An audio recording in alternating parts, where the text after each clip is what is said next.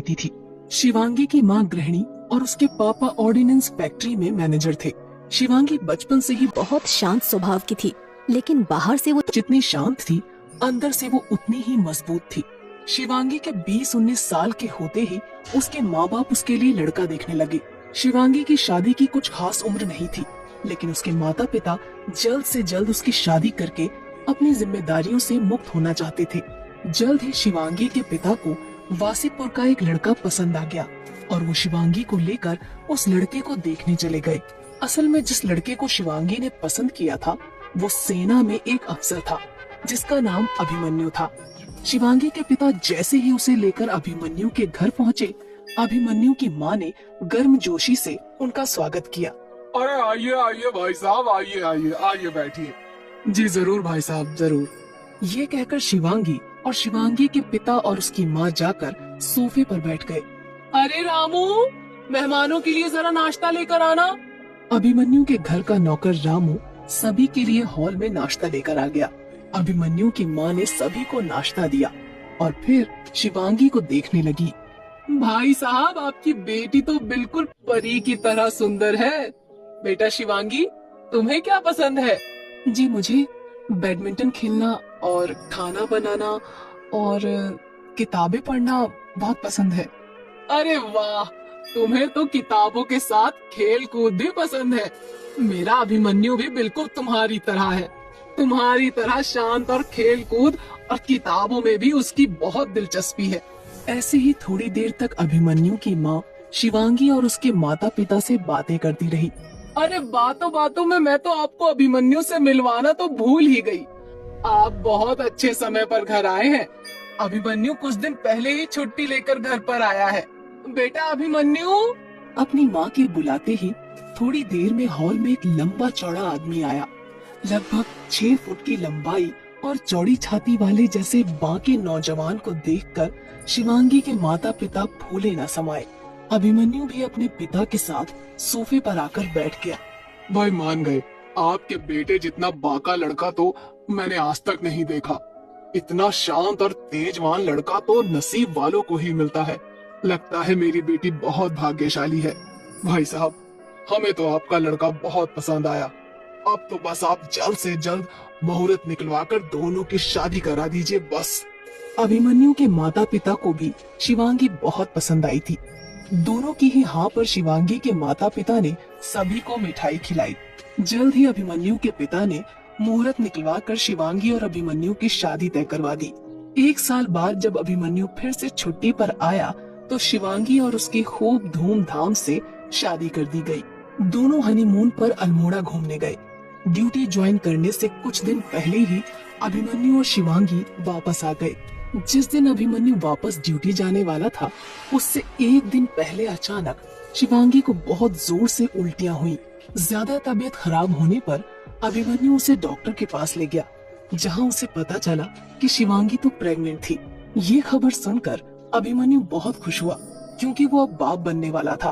अगले दिन जब सुबह अभिमन्यु स्टेशन से अपने आर्मी बेस के लिए निकलने लगा तो उसका पूरा परिवार उसे छोड़ने उसके साथ आया। शिवांगी, हमारे बच्चे का ध्यान रखना। अब तो अगले साल ही इसका मुंह देख पाऊंगा। आप बिल्कुल भी चिंता न करें। अगले साल आप एक नन्ही सी जान को अपनी गोद में खिलाएंगे। अभिमन्यु शिवांगी को गले लगाकर और अपने माता पिता का आशीर्वाद लेकर अपनी ट्रेन से बेस के लिए रवाना हो गया। धीरे धीरे समय बीतता गया और शिवांगी के बच्चे को अब 4 महीने हो गए थे। शिवांगी बेसब्री से अभिमन्यु के वापस लौटने का इंतजार कर रही थी कि कब अभिमन्यु वापस लौटे और कब वो अपने बच्चे को देखे। लेकिन किस्मत ने शिवांगी की जिंदगी में कुछ और ही लिख रखा था। अभिमन्यु के आने की तो कोई खबर नहीं आई, पर कुछ ही दिनों बाद अभिमन्यु के श्रीनगर में शहीद होने की खबर आ गई। असल में श्रीनगर के सोपोर में आतंकवादियों ने आर्मी बेस पर हमला किया था, जिसमें अभिमन्यु भी शहीद हो गया था। जब ये खबर शिवांगी को पता चली तो वो खड़े खड़े ही बेहोश हो गई। अभिमन्यु के माता पिता का भी रो रो कर बहुत बुरा हाल था।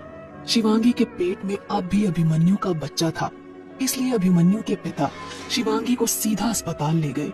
अभिमन्यु की मौत का सदमा शिवांगी सहन नहीं कर पाती, इसलिए जब अभिमन्यु का पार्थिव शरीर वासीपुर आया तो शिवांगी को अस्पताल में ही रखा गया।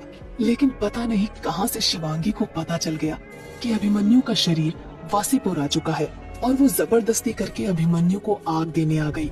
अभिमन्यु की चिता की राख की शिवांगी ने कसम खाई कि अभिमन्यु राज सिंह का बलिदान बर्बाद नहीं जाएगा और वो भी अब आर्मी ज्वाइन करेगी। लेकिन शिवांगी के पेट में अब भी 4 महीने का बच्चा था।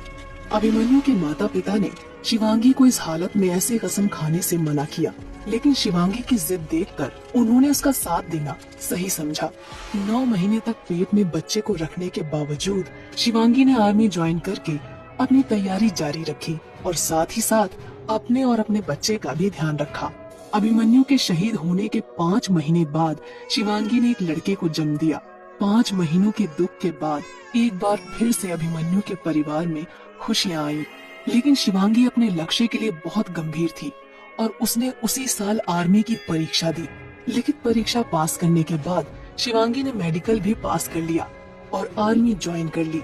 लेकिन इन सबके बीच शिवांगी ने एक माँ का फर्ज नहीं भूला और अपने बच्चे का भी बहुत ध्यान रखा। जल्द ही शिवांगी को उसी आर्मी बेस पर पोस्टिंग मिल गई जहाँ पर अभिमन्यु शहीद हुआ था। एक दिन सोपोर बेस में आर्मी को लीड मिली कि पास में 3 आतंकी हमला करने की फिराक में घात लगाए बैठे हैं। सोपोर आर्मी बेस इस सूचना पर तुरंत सक्रिय हुआ और उसने लोकल पुलिस के साथ शिवांगी के नेतृत्व वाली एक टीम भेजी। शिवांगी ने अपनी टीम और लोकल पुलिस के साथ पास वाले गांव जहां आतंकी छिपे बैठे थे उसकी घेराबंदी कर ली। लोकल पुलिस ने माइक्रोफोन से आतंकियों को बता दिया कि अगर उन्होंने सरेंडर नहीं किया तो आर्मी को मजबूरन फोर्स का सहारा लेना पड़ेगा। लेकिन आतंकी नहीं माने और उन्होंने अंधाधुंध फायरिंग शुरू कर दी। शिवांगी की टीम ने फायरिंग की दिशा पता करके दक्षिण की ओर से आतंकियों को घेरना शुरू कर दिया। उसके साथ ही साथ लोकल पुलिस ने आतंकियों को उत्तर की ओर से घेरना शुरू कर दिया। अब आतंकियों के जवाब में सेना और पुलिस ने भी फायरिंग शुरू कर दी। लगभग 4 घंटे की चली मुठभेड़ के बाद 2 आतंकियों को सेना ने मौत के घाट उतार दिया, लेकिन तीसरा आतंकी अब भी गायब था। शिवांगी ने अपनी टीम को फैलकर उस तीसरे आतंकी को ढूंढने को कहा। शिवांगी जब तलाशी करते हुए जब जंगल में पहुंची तो अचानक पीछे उस तीसरे आतंकी ने उस पर हमला कर दिया। शिवांगी ने मुड़कर देखा तो उसने पाया कि वो उन्हीं में से एक था जिन्होंने अभिमन्यु के बेस पर हमला किया था। शिवांगी ने उसी वक्त फैसला कर लिया कि उसे किसी भी हाल में छोड़ना नहीं है। शिवांगी ने अपनी सर्विस वाली चाकू निकाली और उस आतंकी से हाथों से ही लड़ाई करने लगी। कुछ ही देर में उस ट्रेंड आतंकी को शिवांगी ने बुरी तरह से घायल कर दिया। तब तक वहाँ शिवांगी की टीम भी आ गई और उन्होंने उस आतंकी को बंदी बना लिया। शिवांगी के कलेजे को आज इतनी ठंडक मिली थी जिसे वो शब्दों में बयान नहीं कर सकती थी। आज उसने अपने पति की मौत और उन सभी शहीदों का बदला लिया था। शिवांगी ने 10 साल तक सेना में अपनी सेवा दी और उसके बाद रिटायरमेंट लेकर बैंक में नौकरी करने लगी। शिवांगी के बेटे शिव ने भी बड़े होकर आर्मी ज्वाइन की और देश सेवा में लग गया। किसने सोचा था कि एक औरत जिसके पेट में 4 महीने का बच्चा है उसके अंदर अपने पति की शहादत का बदला लेने की ऐसी आग उठेगी कि वो एक दिन आर्मी अफसर बनकर आतंकियों से लोहा लेगी।